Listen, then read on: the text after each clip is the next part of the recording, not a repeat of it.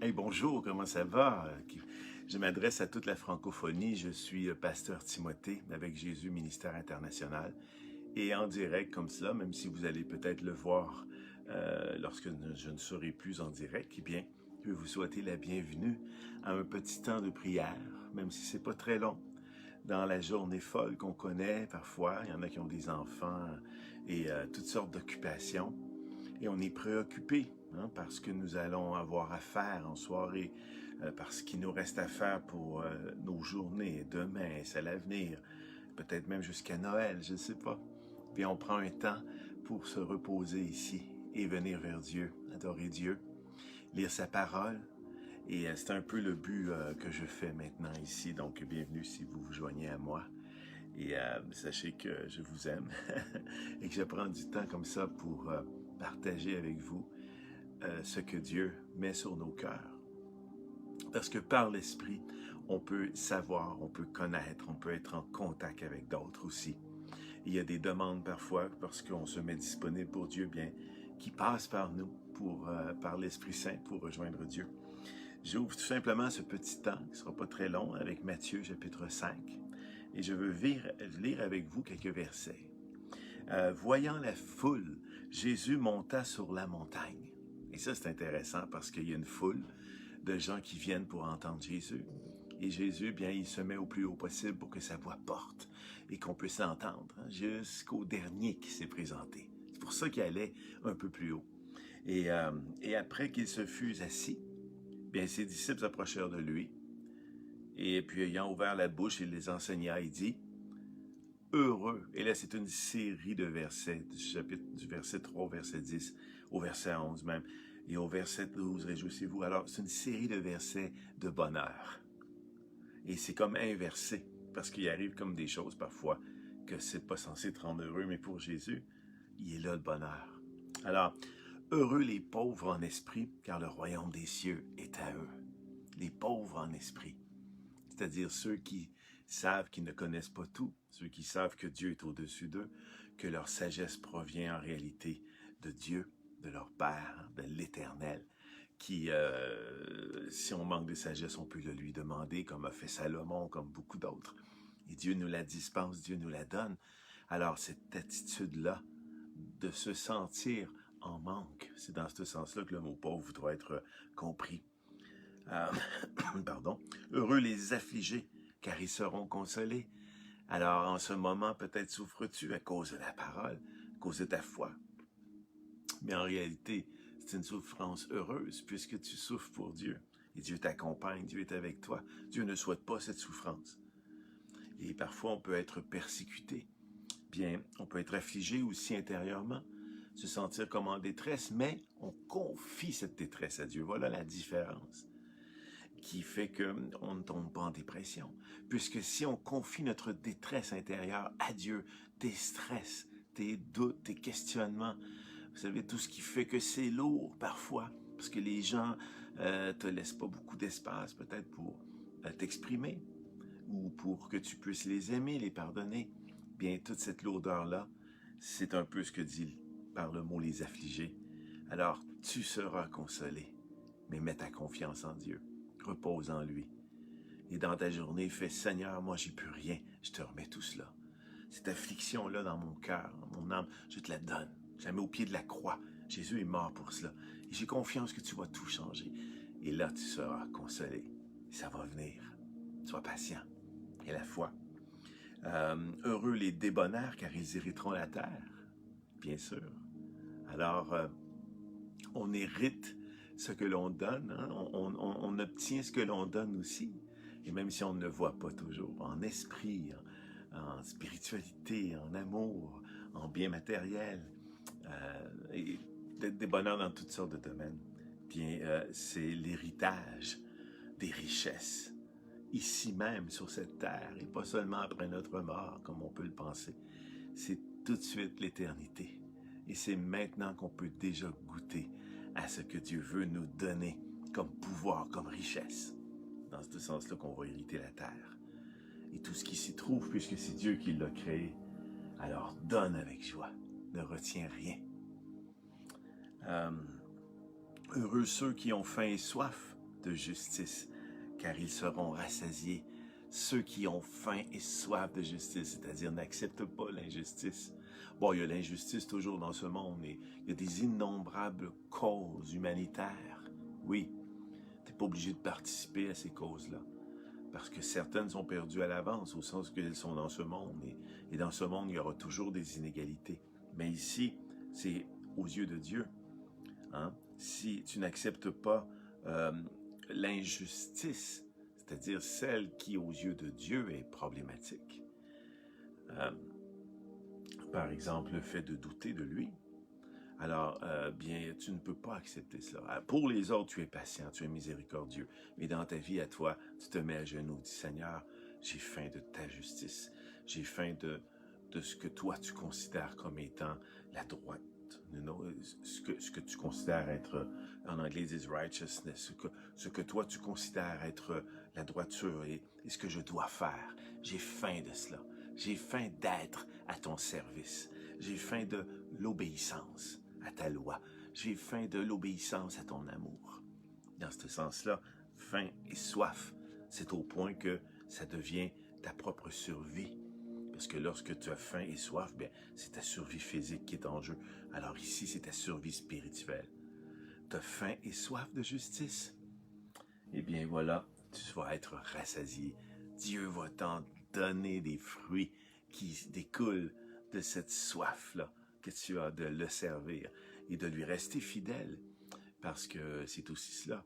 Dans ce monde, parfois, c'est facile de verser vers l'infidélité. Hein, pas seulement dans les vies de couple, mais je parle envers Dieu. Dieu te demande de le servir. Dieu te demande de respecter ses commandements. Autour de toi, les gens ne le font pas. Tu auras intérêt à ne pas le faire pour les suivre, pour avoir leur pouvoir. Tu refuses. Et tu vas être rassasié parce que Dieu l'a promis. C'est sa promesse.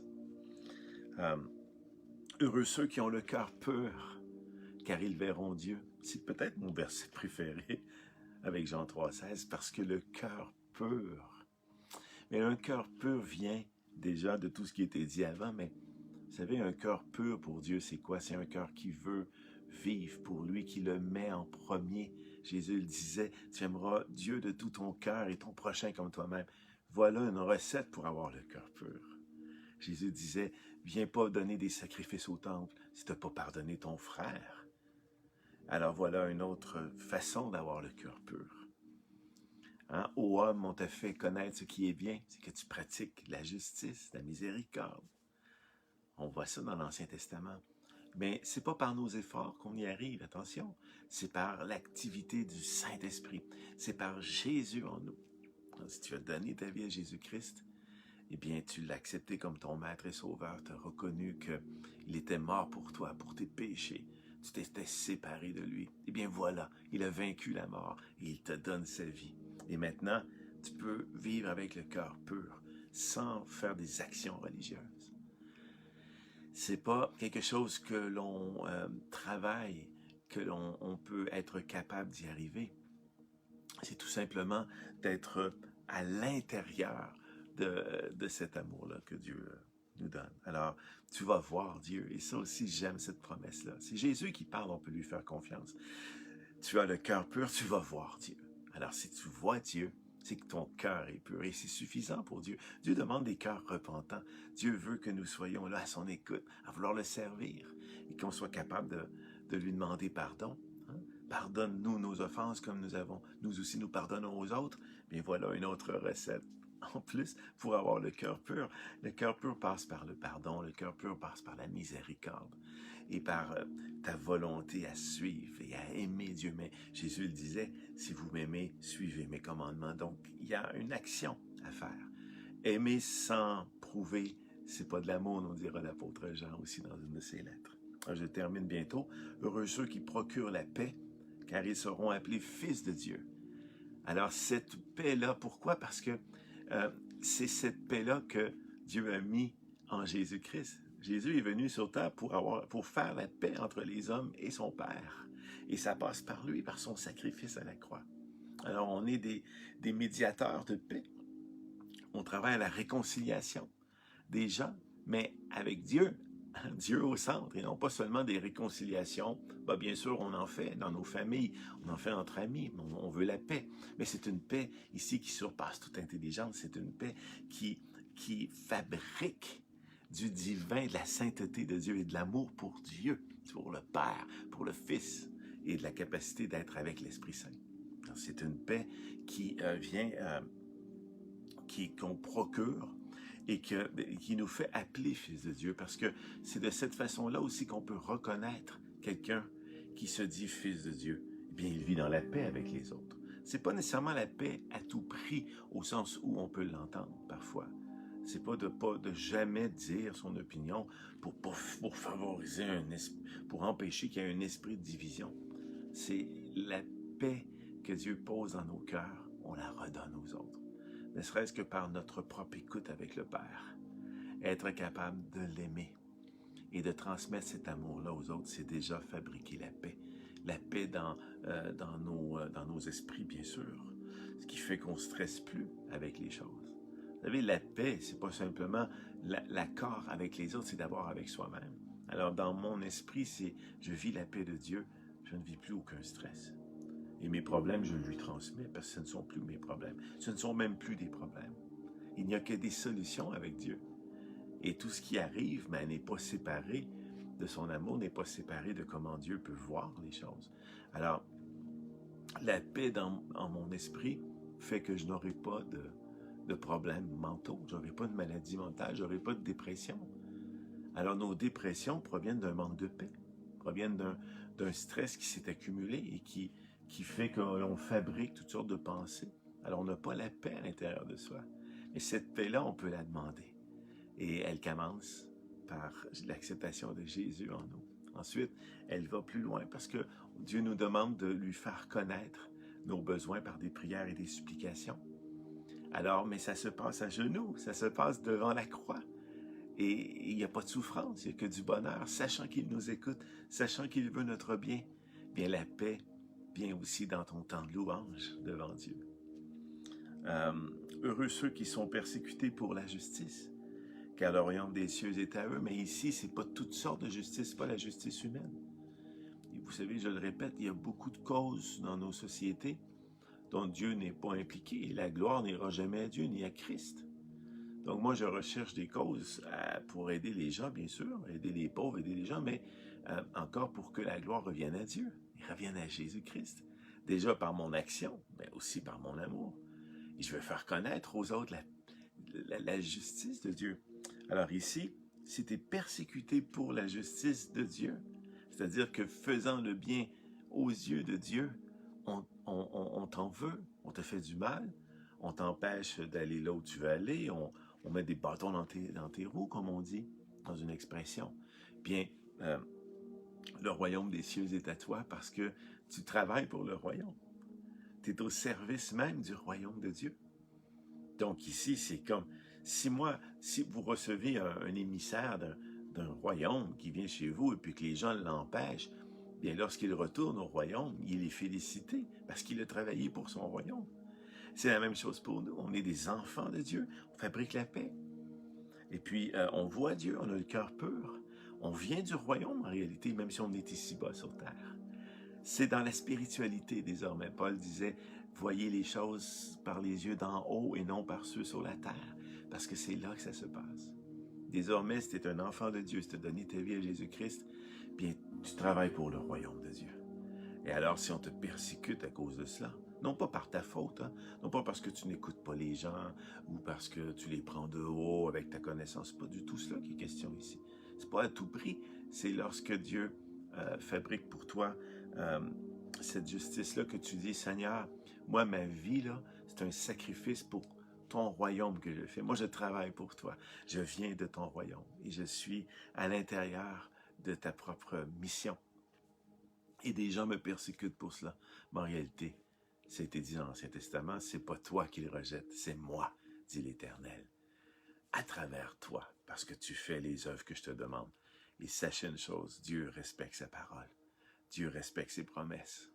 Il va t'élever à un rang que tu ne soupçonnes même pas. Mais pour cela, il faut que tu aies l'humilité, comme Jésus disait. Il faut que tu aies le cœur pur. Il faut que tu travailles à la paix. Il faut que tu aimes sa justice. Et s'il parvient des persécutions, ben Dieu les entend. Dieu va te faire hériter la terre. Dieu va t'en donner des choses. Et Dieu conserve tout cela dans sa mémoire éternelle. Et il aime des gens qui sont pour lui, avec lui, en lui. Comprenez? Et Jésus dit encore, « Heureux serez-vous lorsqu'on vous outragera, qu'on vous persécutera et qu'on dira fausses choses, toutes sortes de fausses choses à votre sujet. » Bien, ici, c'est ce qui s'en est pour ses disciples, parce que Jésus allait être persécuté. Eh bien, réjouissez-vous. Ayez plein de bonheur. Pourquoi? Mais je le répète, parce qu'on travaille pour Dieu. Nos vies ne sont pas dégagées de lui. On est ses enfants. Que ça se passe bien avec tes parents ou pas, tu demeures son enfant. Et tu ne peux pas te détacher ton ADN de ton corps du sien. C'est la même chose avec Dieu. Une fois que tu as Christ dans ton cœur, eh bien, tu es dans son ADN désormais. Et tu fais partie de lui. Et c'est pourquoi tu dois te réjouir, que ça aille bien, que ça aille mal. Mais encore, ça ne va jamais mal dans un sens, parce que tu accomplis la volonté de Dieu, et il l'accomplit à travers ta vie. Soyez dans l'allégresse, et c'est pas rien l'allégresse, c'est une joie suprême.